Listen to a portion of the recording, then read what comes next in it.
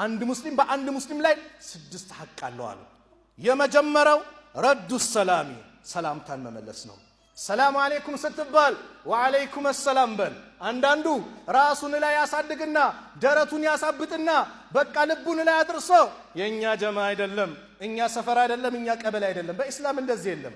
ሙስሊም አሰላሙ አለይኩም ካለ ወአለይኩም ሰላም ማለት ግዴታ አለብህ፣ ልትመልስ ይገባል። ሌላኛው ደግሞ አለ ሰላም አለይኩም ሲባል ከሆኑ ሰዎች ጋር ከሆነ ያፍርና ሃይ ፒስ ነው ሰላም ነው ይላል። ላኢላሃ ኢላላህ አሰላሙ አለይኩም እየተባልክ እንደዚህ ትላለህ። ይሄ እኮ የጀነት ሰላምታ ነው፣ ከአላህ በኩል የመጣ እኮ ነው። አሰላሙ አለይኩም ስትል 10 ሐሰና አለ። ወራህመቱላህ ከጨመርክ 20 ይሆናል። ወበረካቱ ከጨመርክ 30 ይሆናል። ሱብሃንአላህ በቀን 20 ወንድሞችን አሰላሙ አለይኩም ወራህመቱላሂ ወበረካቱ ስትል አስበው ስንት አለ? ነጋዴዎች 20 ሲባዛ በ30 ስንት? 600 ሪያል ይሰጣል። እሺ ሪያል አነሰ ዶላር ይሰጣል ቢባል ለሰላምታው እንገዳደላለን አይደል?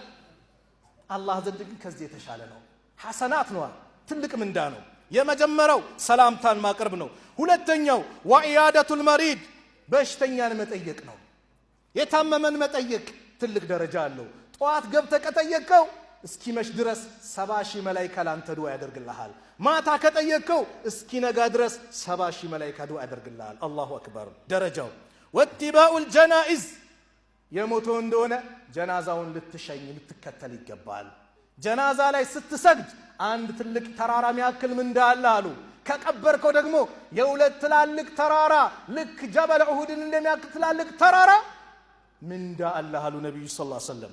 ሶስተኛው ወኢጃበቱ ዳዕዋ ጥሪ ከጠራ ጥሪውን ተቀበለ ልትል ይገባል። ይሄ ምስኪን ሽሮ ሰርቶ ይጠራኛል እንዳትል፣ አክብሮ ነው የጠራ። ካልተመቸ በስነ ስርዓት መናገር ነው። ሐቢቢ ስላልተመቸኝ ነው በዚህ ቀን ፕሮግራም ይዤ ነው በል እንጂ ምን ያመጣል ብለህ እንዳትንቅ ቀልቡን እንዳሰብር። ጥሪ ከጠራ ጥሪው ምን ነው አሉ ነብዩ ሰለላሁ ዐለይሂ ወሰለም። አምስተኛ ወተሽሚቱ العطيس ያስነጠሰን ሰው ማስደሰት ማለት ሲያስነጥስ አልহামዱሊላህ ሲል የርሐሙከላህ አየ ለአላህ ምስጋና ይገባው ሲል አላህ ይዘንልህ አልከው። የህዲከላህ ወይስሊ ባለህ አላህ ይምራ ልቦናንም ደግሞ ያዝዳል። ሱብሃንአላህ ምን የመሰለ ዱዓ ነው። ስድስተኛው ወይዘስተንሰሐከ ፈንሰሕ ለሁ ምከረኝ ካለ ምከረው። ስትመክረው በሰው ፊት እንዳትመክረው። ሰው በሰው ፊት አይመከርም። እንዳታዋርደው በአደባባይ እንዳው አጠገቡ ይዘህ ብቻውን ጠርተህ ሐቢቢ ይሄ ነገር ጥሩ አይደለም በለው። ኢማሙ ሻፊ ምን ይላሉ? በሰው ፊት የምትመክረኝ ከሆነ መከርከኝ አልልህም አዋረድከኝ ነው ብለዋል። ሌላው አንድነት የሚያጠናክር ውዴታችን፣ ግንኙነታችን፣ አንድነታችንን ለጥቅም እንዳናደርግ፣ ለዘር እንዳናደርግ፣ ለስልጣን እንዳናደርግ ለአላህ ብቻ እናድርግ። ለዮነ የውመል ቂያማ ፀሐይ ስንዝር ቀርባ ሰዎች በላባቸው በሚጥለቀልቁበት ሰዓት ለመዳን ወንድማማችነታችን ለሱ እናድርግ። ለጥቅም ከሆነ ጥቅሙ ሲያልቅ የኛ ወንድማማችነት ያልቃል። የታወቀ ነው። ለአላህ ነው ለሌላ አይደለም። ነብዩ ሰለላሁ ዐለይሂ ወሰለም አሉ ሰላቱ መን ኩነ ፊሂ ወጀደ ቢሂነ ሐላወተል ኢማን። ሶስት ነገር ውስጥ ያሉለት የኢማንን ጥፍጥና ያገኛል።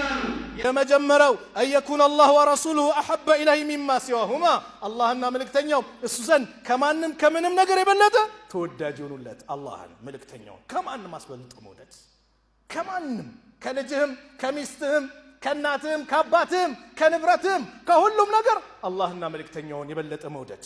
ሁለተኛው ወዩሂበል መርአ ላ ዩሂብሁ ኢላ ሊላህ አንድ ሰውን ሲወድ ለአላህ ብሎ እንጂ ላይ ወደው አው ለጥቅም እንዳውን ለዘር እንዳውን።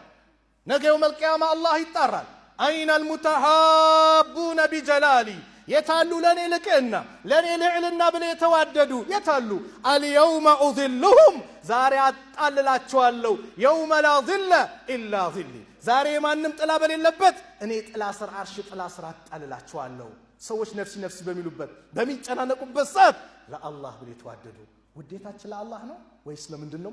ራሳችንን ፈትሽ። ሶስተኛው ወአየክረሃ አየዑደ ፊል ኩፍር ወደ ኩፍር መመለስን መቀልበስ ሊጠላ ነው።